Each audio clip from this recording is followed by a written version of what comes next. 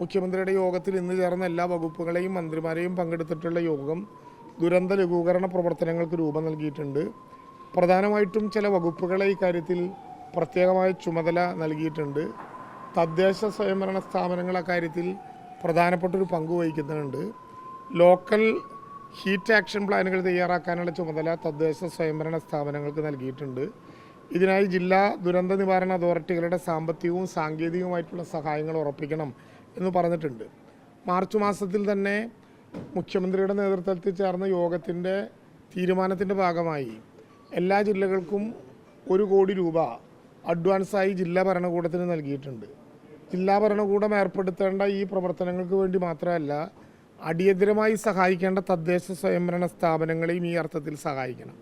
പൊതുവായി മാധ്യമപ്രവർത്തകർ ഉൾപ്പെടെ പൊതുജനങ്ങളാകെ നമ്മുടെ മുമ്പിലുണ്ടാകുന്ന ഇത്തരത്തിലുള്ള ഏതെങ്കിലും വിധത്തിലുള്ള ഉഷ്ണ തരംഗവുമായി ബന്ധപ്പെട്ട പ്രശ്നങ്ങളിൽ വളരെ ഗൗരവമായിട്ടുള്ള മുന്നറിയിപ്പുകൾ ഉണ്ടാകണം. ഒരു പ്രതിസന്ധിയും ഇല്ലാത്ത വിധത്തിൽ കൊണ്ടുപോകാൻ നമുക്ക് കഴിയണം.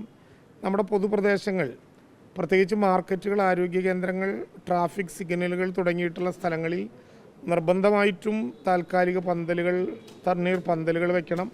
പൊതുകേന്ദ്രങ്ങളിലെല്ലാം ആളുകൾക്ക് സുഖകരമായി ഇരിക്കാനും വെള്ളം കുടിക്കാനുമുള്ള സൗകര്യങ്ങൾ ഉൾപ്പെടെയുള്ള എല്ലാ നടപടിക്രമങ്ങളും ചെയ്യേണ്ടതുണ്ട്.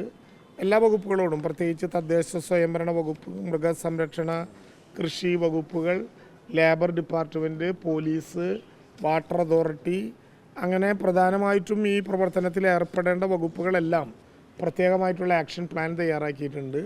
തൊഴിലിടങ്ങളിൽ ആളുകൾക്ക് ആവശ്യമായ വിശ്രമം നൽകണം.